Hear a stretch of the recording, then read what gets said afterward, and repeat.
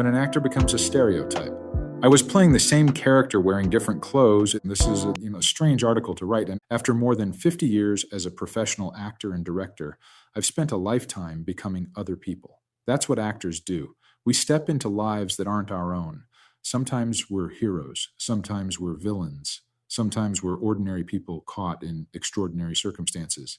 I've never believed I had to like a character to play him well. Lately, though, I found myself wondering when portraying a stereotype becomes being seen as one. A few months ago, I received a phone call from a director I'd never met. We had never worked together, and I had never auditioned for him, but he offered me a role in a series of short films. The pay wasn't particularly good, so I politely declined. After I returned from Zimbabwe, he called again. "I still haven't found my actor," he said. "Would you at least read the script?" That seemed fair.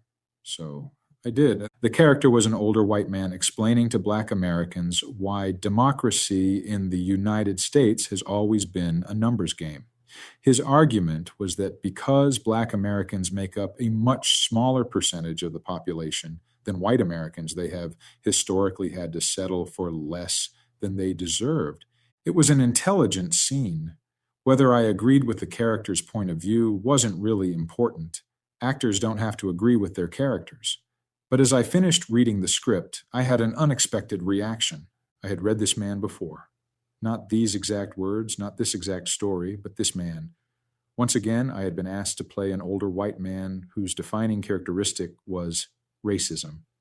And suddenly I realized something. Since moving to Atlanta 6 years ago, I've played, or been asked to play, a racist judge, a racist restaurant owner, a racist prison guard, the leader of the Ku Klux Klan, and several other men whose defining characteristic was their prejudice.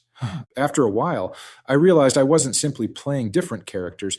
I was playing the same character wearing different clothes. That surprised me. During more than 40 years working professionally in Los Angeles, I don't remember ever feeling boxed into one type of role. I played fathers, politicians, businessmen, teachers, doctors, villains, comic characters, people who were as complicated as real life. Then I moved to Atlanta, and the kinds of roles I was offered became noticeably different. Please don't misunderstand what I'm saying. This isn't a criticism of Black filmmakers telling Black stories.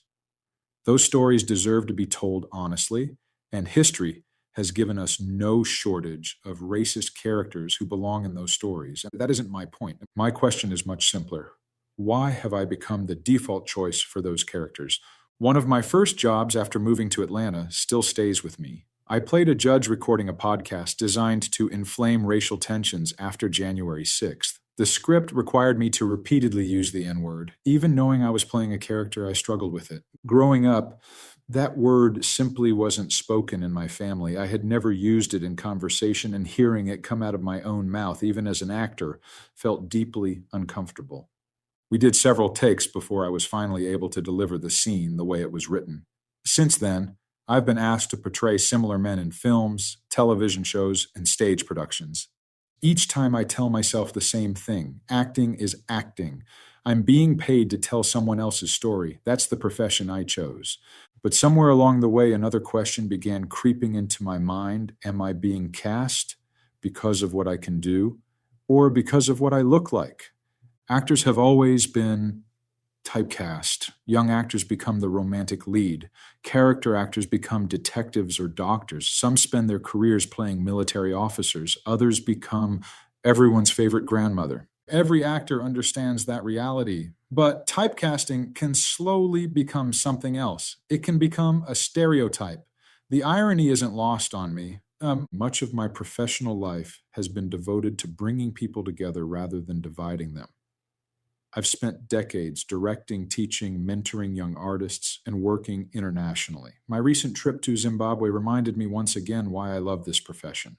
Storytelling has an extraordinary ability to connect people from different cultures and different backgrounds. Those experiences have shaped me just as much as any role I've ever played. Perhaps that's why these recent offers have become harder to accept. Not because they're villains, I've played villains before, or not because they're controversial. Some of the greatest roles ever written are controversial. They're difficult because they've no longer feel like opportunities to create a new character. They feel like invitations to repeat the last one. When I was 25, I probably would have accepted every one of these jobs without hesitation. Actors work. That's what we do. You don't turn down a role because you disagree with a character. But something changes after 50 years. Your resume slowly becomes your legacy. The roles you accept begin to say something about the artist you have become, and perhaps the artist you still hope to be. I've reached a point where I don't want the final chapter of my career to be defined by one-dimensional men whose only purpose is to hate. I'd still like to play a grandfather trying to reconnect with his family, a retired teacher, a minister wrestling with doubt, a politician facing an impossible decision, a man who makes mistakes for reasons more complicated than prejudice. In other words, I'd like to play another human being. And so I turned the role down. Will another one come along? Probably. Will it be another racist? Maybe, maybe not. But reading that script forced me to ask a question I had never considered before.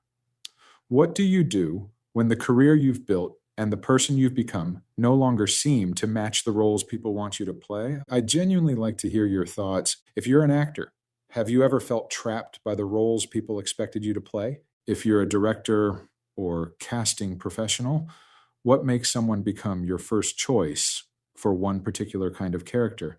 And if you're simply someone who enjoys theater and film, I'd love to know what you think.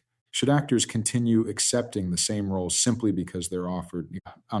Or is there a point where choosing what not to play becomes just as important as choosing what to play?